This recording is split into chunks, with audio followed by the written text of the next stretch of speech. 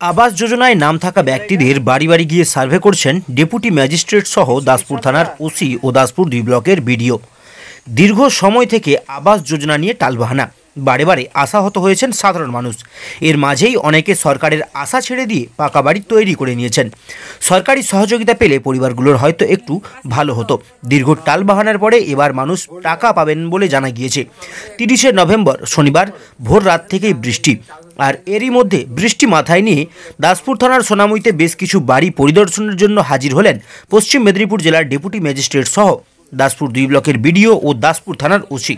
Survey করার পর report জমা পড়লেই হয়তো মিলবে টাকা। যাতে সার্ভেতে কোনো ভুল না হয় সেই জন্যই স্বয়ং আধিকারিকরাই তদন্তে যাচ্ছেন। লিস্টে নাম থাকা প্রতিটি মানুষের বাড়িতে গিয়ে সার্ভে করা হবে বলে জানা গিয়েছে। শুনুন আমাদের প্রতিনিধিকে দেওয়া সাক্ষাৎকারে কি জানালেন সেই সমস্ত মানুষ যাদের বাড়িতে আধিকারিকরা সার্ভের জন্য গিয়েছিলেন।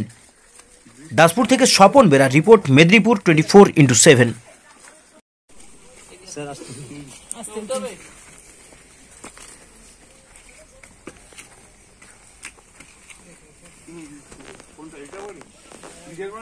এইটাই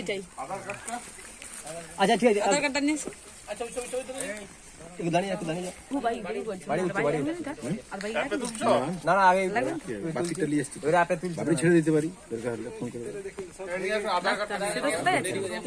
আমি বলি আসতে পারছি কিনা, ওকে ডাকছিলাম, সে বসে বসে আসছে।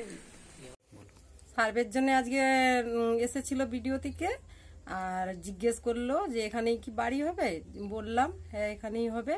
প্রতিবন্ধী একটা মেয়ে আছে, আমরা 5 জন আমাদের মেম্বার, ছেলে মেয়েরা আছে, আর এই বাড়ি এখানেই হবে বলেছে। সব ফটো টটো নিয়ে গেছে, ভিডিও থেকে আসছিল।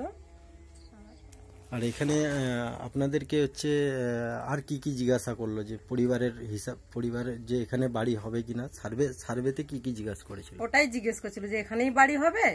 আর আমাদের বললাম যে হ্যাঁ এখানেই বাড়ি হবে, আমাদের এখানেই তো এই জায়গাটাই তো আছে, এখানেই হবে বাড়ি। আবাস যোজনা থেকে লোক এসেছিল, সার্ভিস করে গেছে। মোটামুটি সব আমাদের ফ্যামিলির কতগুলো লোক আছে, কি বৃত্তান্ত সবই জিজ্ঞাসা করেছে। আমি তো বলেইছি তাকে, আমার ছেলে মেয়ে, 2টি মেয়ে 1টি ছেলে।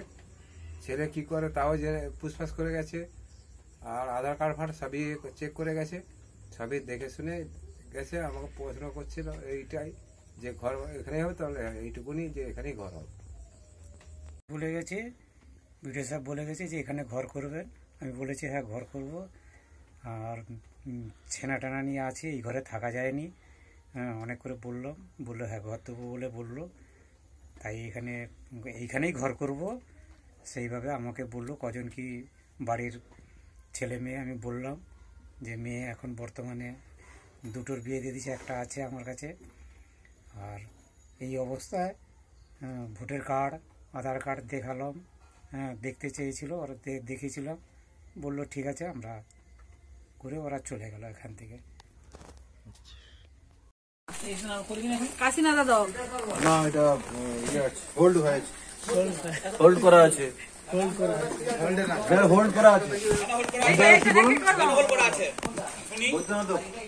হোল্ডটা করা আছে কেন? আমরা